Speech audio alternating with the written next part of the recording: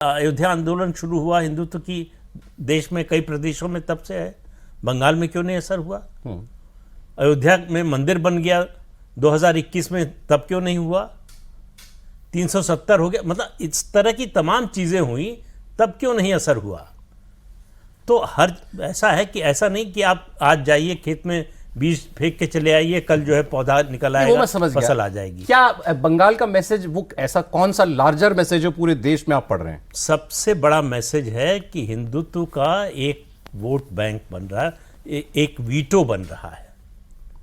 जो मुस्लिम वोट का वीटो था, उसके जवाब में हिंदू वोट का वीटो बना है। और ये हिंदुओं को समझ में आया है। पश्चिम बंगाल में जो देखा है उन्होंने, और मैं बार बार कहता हूं कि जो बांग्लादेश में हुआ उसका भी असर हुआ। और आप देखिए कि केवल एक राज्य तक सीमित नहीं है। आप महाराष्ट्र के नतीजे के बारे में क्या कहेंगे? लोकसभा से विधानसभा आते आते क्या बदल गया बताइए? बीजेपी ने ऐसा क्या कर दिया? सरकार ने कुछ कर दिया हो, केंद्र ने, राज्य सरकार ने? तो ये जो परिवर्तन आप देख रहे हैं, ये बहुत डीप रूटेड है। ये जो 12 साल से कोशिश चल रही है हिंदू पुनर्जागरण की, ये जो नारा है प्रधानमंत्री का, विकास भी विरासत भी, तो विरासत के प्रति, विकास के लिए तो हर समय आदमी की जो है महत्वाकांक्षा रहती ही है, जितना मिलता है उससे ज़्यादा की उम्मीद करते हैं, ठीक है। लेकिन विरासत की तरफ जो है जिस तरह से ध्यान गया है, विरासत के प्रति जो लालसा बढ़ी है कि हमारा जो बात जो है वो योगी आदित्यनाथ ने संभल के बारे में कही, जो हमारा है वो सब लेंगे,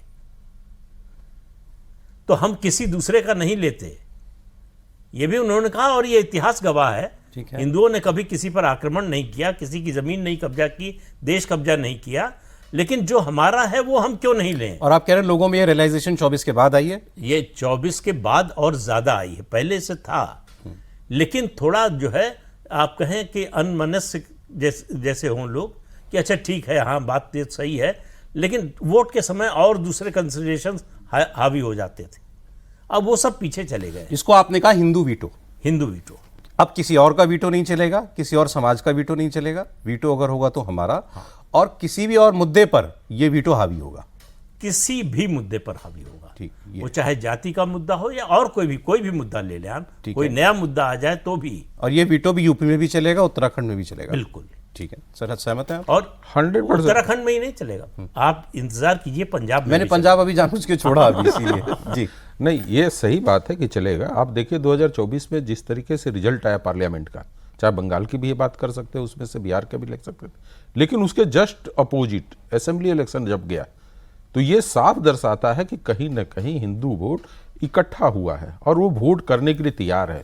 उनके अंदर के जो भावना थे, जो बंगाल में जब जाकर इस तरह से जागृत हो, तो आप सोच लीजिए कि उत्तर प्रदेश में क्यों नहीं जागृत होगा, क्यों नहीं उत्तराखंड में जागृत होगा? होना तो पड़ेगा ही। और लोगों ने ये सोच के और ये समझ कर बैठा है कि अब हम संगठित होकर वोट देंगे। और यही कारण है कि प्रधानमंत्री बार बार, योगी आदित्यनाथ बार बार बोलते हैं कि हम 70% लोगों का प्रतिनिधित्व करने के लिए आए हुए। वो 30%, 28% या 12% लोगों की बात भी नहीं करते।